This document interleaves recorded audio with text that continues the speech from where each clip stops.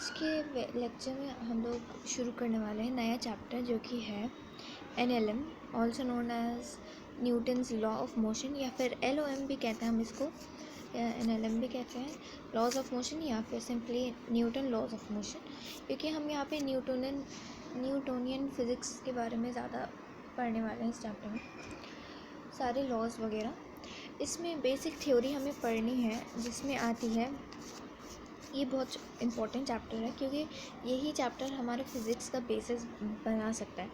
अभी तक जो लेक्चर मैंने डाले थे वेक्टर्स वगैरह पे, वेक्टर्स थे और नॉर्मल फोर्सेस के बारे में, वो सब तो बेसिक फ़िज़िक्स थी। मेन फ़िज़िक्स यहाँ से मैं शुरू करूँगी क्योंकि ये चैप्टर जो है ना बेस बनाता है हमारा कोई भी चैप्टर का। हम काइनेमैटिक्स में स्ट्रेट लाइन मोशन या plane motion in a plane भी शुरू कर सकते थे क्योंकि वो पहले आता है, बट हमने इसलिए नहीं किया क्योंकि कई चीज़ें जो इससे लिंक्ड है इस चैप्टर से, इस चैप्टर की बेसिक थ्योरी से, तो वो हम पहले कंप्लीट करेंगे, उसके बाद ही हम कहीं आगे बढ़ने वाले हैं। ठीक है, तो इस बेसिक थ्योरी में हमें 3 चीज़ें पढ़नी है: स्टेटमेंट ऑफ लॉज के बारे में, फ्रेम ऑफ रेफरेंस के बारे में, और कॉन्स्टेंट रिलेशन के बारे में, that is constant across a wedge, constant in a string वगैरह हम पढ़ने वाले हैं, जो कि काफ़ी इंपॉर्टेंट टॉपिक बन जाता है हमारा। एनीवेज हम लोग ये शुरू करते हैं चैप्टर। सबसे पहले हम लोग शुरू करते हैं स्टेटमेंट ऑफ लॉज से। स्टेटमेंट ऑफ लॉज मतलब हमें सिर्फ लॉज की स्टेटमेंट पढ़ना है इसमें और समझना है कि लॉज जो न्यूटन के लॉज थे फर्स्ट, सेकंड और थर्ड, उसको हम अच्छे से पढ़ेंगे, ठीक है, और उसके बारे में कुछ और जानकारी हासिल करेंगे टोटल। सो सबसे पहले शुरू करते हैं हम लोग न्यूटन्स फर्स्ट लॉ। ठीक है, न्यूटन का फर्स्ट लॉ क्या कहता है देखते हैं हम लोग। सबसे पहले तो मैं आपको एक्सप्लेनेशन के लिए बता दूं, न्यूटन का फर्स्ट लॉ क्या करता है, फोर्स को डिफाइन करता है। सिंपली अगर बोला जाए तो क्या करेगा, फोर्स की डेफिनेशन कौन देता है, फर्स्ट लॉ, या फिर फोर्स की इंट्रोडक्शन कौन करवाता है, फोर्स की इंट्रोडक्शन फर्स्ट लॉ करवाता है न्यूटन का। या हम सिंपली भी ये भी कह सकते हैं डिफाइन कौन करवाता है फोर्स को, वो न्यूटन का फर्स्ट लॉ है। ठीक है, डिफाइंस फोर्स, ठीक है। अच्छा, तो एक्चुअली में ये कहना क्या चाहता है हमसे, वो हम सीखते हैं, ठीक है ना। तो एनीवेज हम शुरू करते हैं। ये जो फर्स्ट लॉ है न्यूटन का, वो स्टेट करता है कि अगर कोई बॉडी रेस्ट पे है, कोई भी बॉडी अगर रेस्ट पे है तो वो रेस्ट पे ही रहेगी, या फिर अगर बॉडी मूव कर रही है यूनिफॉर्म वेलोसिटी के साथ, अगर एक बॉडी मूव कर रही है तो वो यूनिफॉर्म वेलोसिटी से ही, सेम यूनिफॉर्म वेलोसिटी से ही मूव करती रहेगी, मतलब कंटिन्यू करेगी अपना motion with the uniform velocity जो उसके पास शुरू में थी, ठीक है। अनलेस एंड अनटिल, अब ये जो स्टेटमेंट है ये बहुत इंपॉर्टेंट है। ये बोलता है कि अनटिल एंड अनलेस क्या, until and unless what, an external unbalanced force acts on it. जब तक ये, मतलब ये जो कंडीशन है, हमने बोला कि एक बॉडी जो रेस्ट पे, वो रेस्ट पे ही रहेगी, और एक बॉडी जो मूव कर रही है यूनिफॉर्म वेलोसिटी के साथ, वो यूनिफॉर्म वेलोसिटी के साथ मूव करेगी until and unless an external unbalanced force acts on it. अब देखो, कोई भी साइंस में जब भी ऐसे वर्ड्स रिपीट हों, सिमिलर मीनिंग के वर्ड्स रिपीट हों, जैसे अनटिल और अनलेस का तो मीनिंग सेम है, बट जब भी अगर आप कहीं पे भी लाइक साइंस में देखें कि रिपीट हो रहे, स्पेशली अगर स्पेसिफिकली बात करें फिज़िक्स में, अगर देखें कि ऐसे वर्ड्स रिपीट हो रहे हो सिमिलर मीनिंग के, ये बस इसलिए होता है कि पहला वर्ड जो है ना, हमें क्या दे रहा होता है,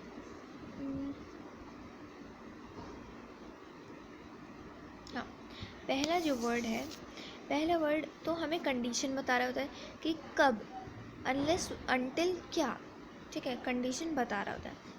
अब दूसरा जो वर्ड है वो हम यूज़ कर रहे होते हैं कंडीशनल, बेसिकली कंडीशनल एलिमेंट को डिफ़ाइन करने के लिए। अब ये इसका मतलब क्या होगा, मतलब मैंने कहा कि जब तक एक एक्सटर्नल फोर्स नहीं लगेगा तब तक ये होगा। जो भी मैंने बताया कि बॉडी रेस्ट पे है तो रेस्ट पे ही रहेगी, और अगर यूनिफॉर्म वेलोसिटी से मूव करेगी तो वैसी यूनिफॉर्म वेलोसिटी से मूव करेगी, जब तक एक एक्सटर्नल अनबैलेंस फोर्स उस पर एक्ट नहीं करेगा। अनलेस यहाँ पे बता रहा है कि और कोई ऐसी दुनिया में चीज़ नहीं है जो ऐसा कंडीशन को कॉन्ट्राडिक्ट कर सके। इस कंडीशन को कॉन्ट्राडिक्ट करने वाला सिर्फ एक ही एलिमेंट है, एक ही कंडीशनल एलिमेंट है, and that is the unbalanced force. क्या कंडीशनल एलिमेंट? अनबैलेंस। यहाँ पे अनबैलेंस का ख्याल रखना, क्योंकि कई बार ऐसे स्कूल के एग्ज़ाम्स वगैरह में और आ भी सकता है। एक्चुअली ये बहुत ही इंपॉर्टेंट चीज़ है, ठीक है ना, तो इसलिए याद रखना अनबैलेंस्ड फोर्स है यहाँ पे कंडीशनल एलिमेंट, कि सिर्फ यही है जो इस कंडीशन को कॉन्ट्राडिक्ट कर सकता है। जब तक एक एक्सटर्नल, और याद रखना एक्सटर्नल का भी यहाँ पे बहुत ही इंपॉर्टेंट रोल है। एक्सटर्नल कोई भी अनबैलेंस फोर्स जब तक नहीं लगता तब तक यही होगा जो मैंने बताया। और अनलेस ये बता रहा है हमें कि सिर्फ अनबैलेंस एक्सटर्नल अनबैलेंस फोर्स ही है जो ये जो हमने कंडीशन बताई थी, सिचुएशन बताई थी, इसको कॉन्ट्राडिक्ट कर सके, ठीक है। तो याद रखना ऐसे और भी हम वर्ड्स इस्तेमाल करते हैं फिज़िक्स में, इफ़ एंड ओनली इफ़।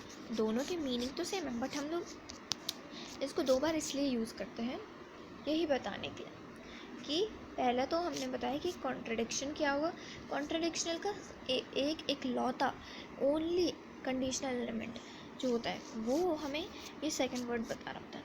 तो ऐसे समझ लो, जब आगे जाके अगर वर्ड्स आएंगे तो मैं उसी टाइम एक्सप्लेन कर दूँगी, बट यहाँ पे ये वर्ड आ रहा था तो मैंने अनटिल अनलेस का एक्सप्लेन कर दिया। यहाँ पे क्या सेकंड वर्ड बता रहा है, फर्स्ट वर्ड क्या बता रहा है, ठीक है।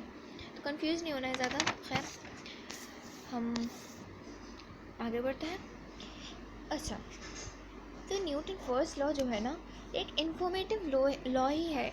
ये सिर्फ फोर्स को डिफ़ाइन कर रहा होता है। सिंपली हमें ये अगर एनसीईआरटी देखें, एनसीईआरटी में ये नहीं लिखा है। ये जो मैंने स्टेटमेंट बताई है आपको न्यूटन लॉ के एक्चुअल जो बुक होती है उसमें मिलेगा ये स्टेटमेंट, बट एक्चुअली एनसीईआरटी में हमें क्या लिखा है वो बता देती हूँ। क्योंकि ये जो मैंने लाइन आपको बताई इसको हम ऐसे भी लिख सकते हैं, अदरवाइज़ ऐसे भी लिख सकते हैं कि it states that acceleration is zero, acceleration equal zero until and unless an external balance force acts on it। क्योंकि हमें पता है जब वेलोसिटी कांस्टेंट रहती है तो एक्सेलरेशन ज़ीरो हो जाता है ना। तो जब तक एक्सेलरेशन कांस्टेंट नहीं, एक्सेलरेशन ज़ीरो रहेगा, कोई भी बॉडी का एक्सेलरेशन ज़ीरो रहेगा until and unless an external balance force acts on it, ठीक है। या फिर ऐसे भी लिख सकते हैं कि velocity remains constant, but velocity remains constant का मतलब थोड़ा वैसा हो जाएगा ना कि पूरा मीनिंग एक्सप्लेन नहीं कर पाएंगे हम लोग इसका जो अबव स्टेटमेंट था उसका, ठीक है ना। एनीवेज तो ऐसा लिखना भी पॉसिबल है एंड बेटर है, क्योंकि इतनी बड़ी चीज़ को हमने इतना छोटे वर्ड्स में लिख दिया। It's more understandable and more preferable, ठीक है, क्योंकि छोटा है ना इसलिए, ठीक है। अब हम न्यूटन सेकंड लॉ पे पढ़ते हैं। न्यूटन का सेकंड लॉ हमें कहता है कि अगर नेट फोर्स एक बॉडी पे एक्ट कर रहा है तो एक्सेलरेशन बॉडी का हम देते हैं बाय लाइक दिस, ये एक्स है, ठीक है।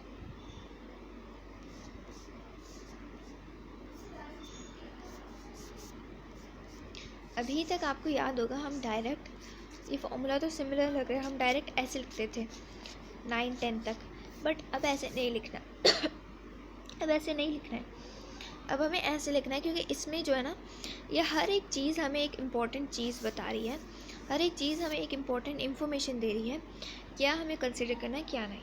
तो न्यूटन सेकंड लॉ जो है बेसिकली क्या करवाता है, ये हमें फोर्स का मेजरमेंट देता है, ठीक है ना, इट मेजर्स फोर्स। तो ये कहता है कि अगर नेट फोर्स कोई भी बॉडी पे एक्ट कर रहा है, यहाँ पे नेट फोर्स ये है, एक्चुअली में अगर बोला जाए तो ये नेट एक्सटर्नल फोर्स है। ये EXT मैंने इसलिए लिखा है क्योंकि ये नेट एक्सटर्नल फोर्स है। तो हमें यही बता रहा है कि अगर नेट एक्सटर्नल फोर्स है इतना, एक बॉडी पे एक्ट करता हुआ नेट एक्सटर्नल फोर्स इतना है, तो उसके ऊपर एक्सेलरेशन कितना होगा, तो इस फॉर्मूले से निकाल लो। एक्चुअली हम इसको एक्सेलरेशन दिखाने के लिए यूज़ कर मतलब ये न्यूटन सेकेंड लॉ का मोटिव ये था कि जैसे कि हमने अभी बताया कि फर्स्ट लॉ क्या कह रहा था कि एक्सेलरेशन अगर ज़ीरो होगा, एक्सेलरेशन बॉडी का हमेशा ज़ीरो रहेगा until and unless external balance force act करेगा उसके ऊपर, ठीक है। जब एक्ट कर जाएगा तो फिर एक्सेलरेशन ज़ीरो नहीं रहेगा, हमें पता है। तो कितना रहेगा, तो वो कितना जो है ना, वही उसी क्वेश्चन को आंसर करने के लिए ये फॉर्मूला का इस्तेमाल करता है। तो बेसिकली ऐसे क्वेश्चन भी आ सकता है कि फोर्स का फॉर्मूला किस लॉ से आया, तो वो ऐसे भी कह सकते हैं कि सेकेंड लॉ जो है फॉर्मूला देता है हमें फोर्स का। तो एक्चुअली ये एक्सेलरेशन के लिए ये फॉर्मूला बनाया था, बट इसको हम फोर्स का फॉर्मूला कहते हैं क्योंकि ऑब्वियस सी बात है, ठीक है ना। बहुत लाइन है, इसको थोड़ा कम कर देता है। तो बस यही मुझे बताना कि एक्सेलरेशन ज़ीरो होगा, तो ठीक है। जब एक्सेलरेशन ज़ीरो नहीं रहेगा तो कुछ ना कुछ रहेगा, कैसे निकालेंगे इस फॉर्मूला से सिंपली। बट एक्चुअली में अगर देखा जाए तो ये फॉर्मूला हमें नेट एक्सटर्नल फोर्स का दे रहा है, ठीक है ना। और ये जो याद रखें नेट एक्सटर्नल फोर्स, हम नेट क्यों लेते हैं, क्योंकि हम बताएं एक बॉडी पे डिफरेंट फोर्स लग रहे हैं, अगर 1 2 3 4 या इनफिनाइट, उसका जो वो होगा एक दूसरे से कोई ना कोई कैंसिल हो रहा होगा। इसके ऑपोजिट वाला इससे कैंसिल हो रहा होगा, इससे ऑपोजिट वाला इससे कैंसिल हो रहा होगा, ये ऑपोजिट वाले ये। तो एक्चुअली नेट जो होता है ज़ीरो होता है। बट बता रहे हैं कि हम हमेशा रिजल्टेंट लेते हैं फोर्स का, वो आपस में जो है ना कैंसिल होके ज़ीरो ही हो जाते हैं। आपस की बात करें, जैसे ए फोर्स यहाँ से लगा, एक यहाँ से, ये दोनों कट जाएंगे, हो सकता है, ठीक है। तो इसलिए आपस में जो फोर्सेस होते हैं वो कट जाते हैं, कैंसिल हो जाते हैं। बट तो हमें वो देखना नहीं है कि आपस में उनका क्या रिलेशन है, आपस में उनका क्या धक्का मुक्की चल रही है कि ये इसको फोर्स ज़्यादा, ये वाला फोर्स जो है, एक बॉल है, सोचो ये उसको इधर भेज रहा है, एक वाला फोर्स यहाँ भेजना चाह रहा है उस बॉल को, वो हम नहीं देखेंगे। हम उसका नेट फोर्स लेते हैं जब भी इस फॉर्मूला में। इसलिए ये तब सब करके ताम झाम किया है बताने के लिए कि हम नेट लेते हैं। सबसे पहली बात तो नेट या सम बेसिकली रिजल्टेंट लेते हैं फोर्स का। किस फोर्स का? एक्सटर्नल अनबैलेंस फोर्स का, ठीक है। तो और इक्वल टू MA। अब याद रखना कि ये जो M है, इसका जो M है ये इनर्शियल मास होता है, ऐसा वैसा मास नहीं होता है जो इनर्शिया के ड्यू आ रहा है। इनर्शियल मास क्यों? क्योंकि ऑब्वियस सी बात है कि हमने ऊपर जो बात की है वो एक टाइप का इनर्शिया ही तो हुआ। इन फर्स्ट लॉ में हमने यही देखा था ना कि अगर बॉडी रेस्ट में है तो रेस्ट में ही रहेगी। तो एक्चुअली याद करिए 9th में हमने पढ़ा था कि इसको ही हम इनर्शिया कहते हैं, राइट। और ये जो एक्सेलरेशन लिया है ये एक्सेलरेशन है, सॉरी ये जो A है वो एक्सेलरेशन है, ठीक है। एक्सेलरेशन है सिंपली। अब इस फॉर्मूला को हम अप्लाई कैसे करें, मतलब ढूंढे कैसे। अगर हमसे पूछा जाए सेकेंड लॉ का एप्लीकेशन, सेकेंड लॉ को अप्लाई कैसे करें, ये जो न्यूटन सेकेंड लॉ जो है इसका एप्लीकेशन कैसे करें, हम लोग अप्लाई कैसे करें क्वेश्चंस में। तो देखो दो तरीके होते हैं इसके, मेन जो है 2 तरीके होते हैं, वही हम देखने वाले हैं। अभी तो एग्जांपल्स नहीं करने वाले, अभी पहले नॉवल पढ़ ले। तो जब एप्लीकेशन का वक्त आता है तो हम अप्लाई कैसे करते हैं। मेन 2 तरीके हैं, एक तो वेक्टर फॉर्म के थ्रू कि अगर 3 फोर्सेस, जो भी फोर्सेस हैं, जितने भी फोर्सेस हैं, सारे फोर्सेस जो एक्स डायरेक्शन में, तो जो सारे एक्स डायरेक्शन में है, सॉरी वाई डायरेक्शन में है, एक्स डायरेक्शन में है या जेड डायरेक्शन में, सारे फोर्सेस जो भी हैं वो वेक्टर फॉर्म में हम सॉल्व कर लेंगे एक बार, ठीक है। तो या फिर हम वेक्टर फॉर्म में अगर होगा पहले से तो सही है, ना तो हम कन्वर्ट करेंगे और सिर्फ एक बार ही वेक्टर फॉर्म में अगर है तो, या फिर हम कर लेंगे वेक्टर फॉर्म में, तो उसके ऊपर ये जो वेक्टर फॉर्म दिया है तो उसके ऊपर एक बार ही ये फॉर्मूला लगा सकते हैं और आंसर निकल जाएगा हमारा।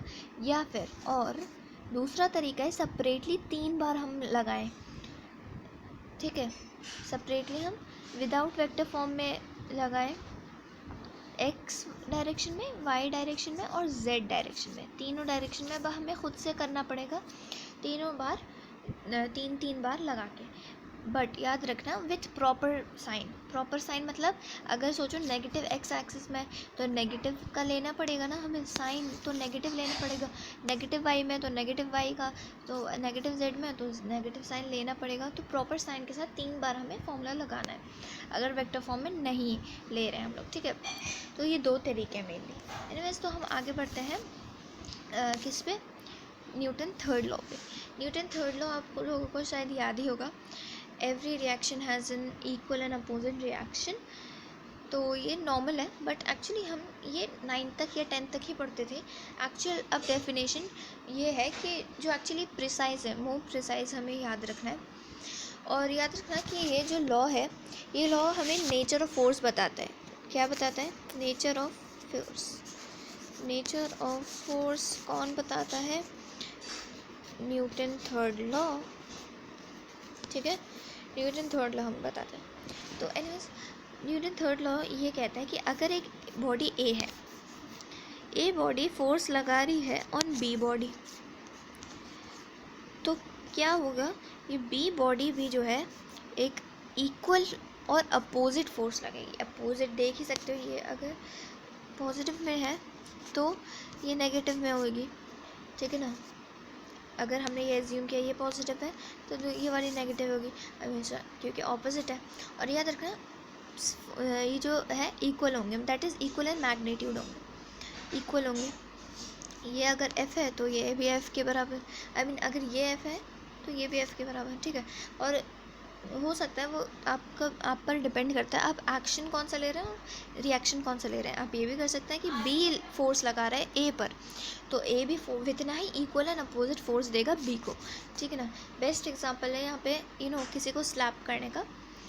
हम स्लैप करते हैं किसी के चीक्स पे, तो हम जो फोर्स लगा रहे हैं अपने हाथ से, तो वही फोर्स, इतना ही फोर्स अपने उसका गाल जो है, उस इंसान का गाल हमारे हाथ पे लगाएगा, ठीक है। अब याद रखना यहाँ पे कई बच्चे कंफ्यूज हो जाते हैं तकलीफ़ से।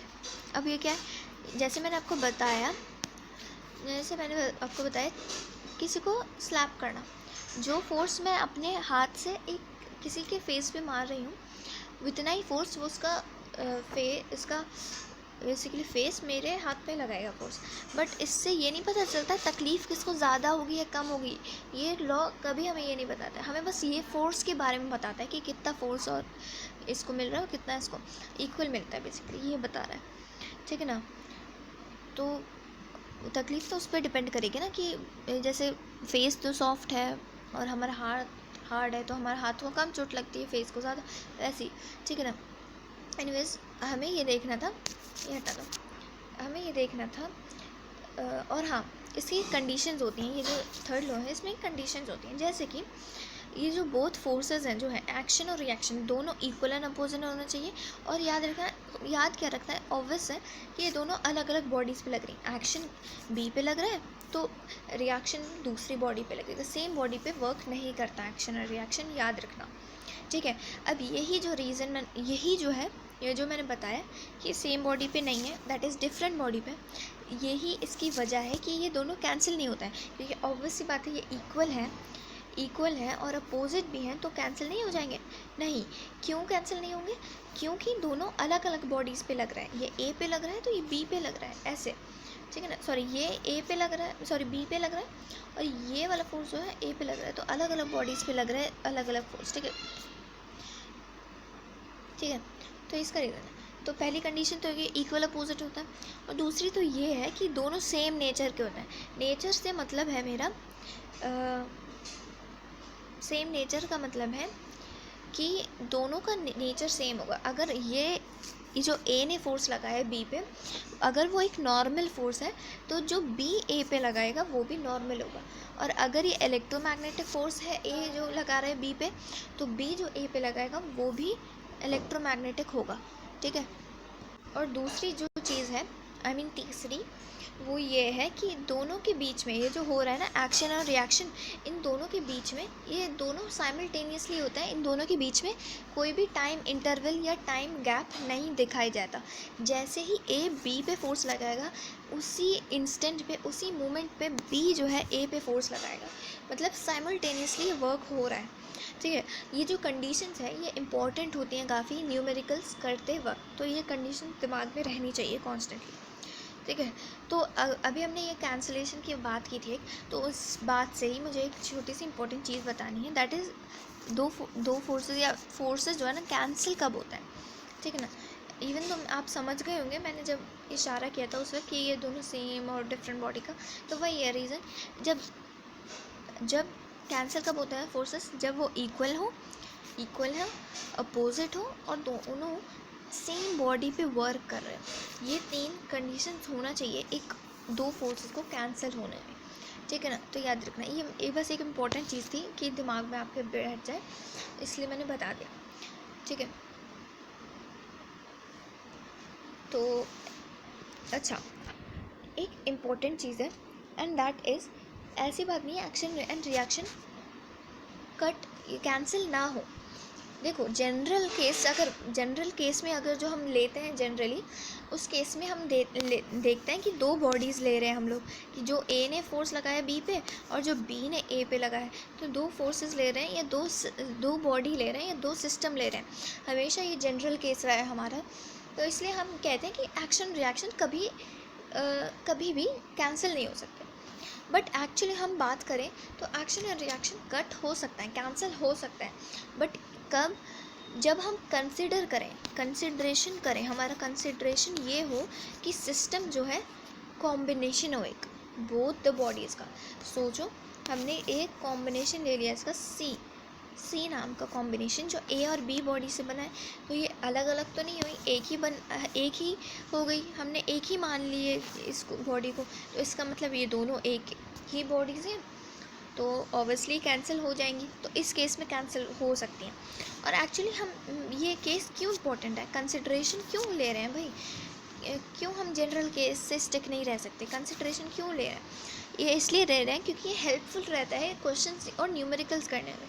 क्योंकि कई केसेस में हम चाहेंगे, हमारी क्वेश्चन में आसानी के लिए हम चाहेंगे कि ये जो एक्शन और रिएक्शन है कैंसिल हो जाए आपस में, और इजीली हो भी सकता है क्योंकि इक्वल एंड अपोजिट है ना। बस ये है कि सिस्टम को कंबाइन कर लो, 2 बॉडीज़ का सिस्टम बना लो एक टुगेदर कंबाइन करके। ठीक है ना, कंबाइन करके तो हमारे कैंसिल हो जाएंगे 2 फोर्सेस। और बेसिकली न्यूमेरिकल्स में हम क्वेश्चंस में देखेंगे कब ये केस इस्तेमाल होता है। ठीक है, तो ये हो गए हमारे 3 फोर्सेस। अब कुछ इंपॉर्टेंट बातें कर लेते हैं हम लोग इसी से रिलेटेड, जो एनसीईआरटी में भी दी हुई है और इम्पॉर्टेंट भी है। पहली बात तो कि deriving first law using second law, that is Newton का फर्स्ट लॉ जो है ना, सेकंड लॉ के हिसाब से, सेकंड लॉ के बेसिस पे हम डिराइव कर सकते हैं फर्स्ट लॉ। कैसे, जैसे कि हम ये लेंगे, इफ़ ये सिचुएशन लेंगे, if A that is acceleration अगर हम 0 ले लेते हैं, तो जो एफ नेट एक्सटर्नल फोर्स है वो हमारा 0 हो जाएगा, क्योंकि m इंटू एक्सेलरेशन कोई भी मल्टीप्लाई होगी तो 0 हो जाएगी ना, 0 से मल्टीप्लाई तो 0। तो ये हमने डिराइव कर लिया। बट एक्चुअली अगर हम बात करें प्रिसाइज फॉर्म में, ये हमने जो डिराइव किया ये फॉर्मूला नहीं है, सॉरी ये वो नहीं है, लॉ नहीं है, हमने लॉ को डिराइव नहीं किया, हमने लॉ की वैल्यू को डिराइव कर दिया। वैल्यू को हमने डिराइव किया और फर्स्ट लॉ बाय सेकंड। ठीक है ना, सेकंड लॉ की मदद से हमने फर्स्ट लॉ की वैल्यू निकाल ली। ठीक है, फर्स्ट लॉ में F external force, net external force 0 रहेगा, इसका मतलब सिंपल ये है। ठीक है, तो ऐसा एक नीट में क्वेश्चन भी आया है कि क्या हम कंसिडर कर सकते हैं, क्या हम डिराइव कर सकते हैं फर्स्ट लॉ को सेकंड लॉ से, ऑब्वियसली कर सकते हैं। बट यहाँ पे एक इम्पॉर्टेंट चीज़ है कि हम कभी भी इन दोनों लॉज को, ये दोनों laws second and first law को मर्ज नहीं कर